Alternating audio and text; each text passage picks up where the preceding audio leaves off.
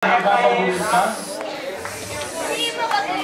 Kung may babaguhin ka sa sarili mo after this camp, ano yun at bakit?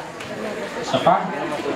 Jen, kung may babaguhin ka sa sarili mo after this camp, ano yun at bakit?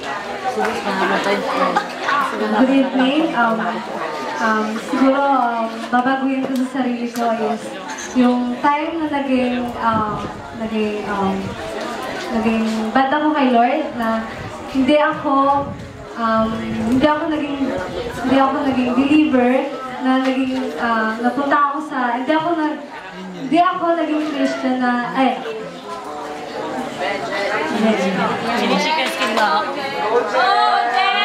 siguro yun ang babaguhin ko yung before, kasi I am unbeliever. Kaya nangyari, gusto kong baguhin yung sarili ko na nabago ako, na-transform ako ni Lord. Dapat maging Christian talaga, na walang iba kundi si Lord lang yung talagang sasambahin.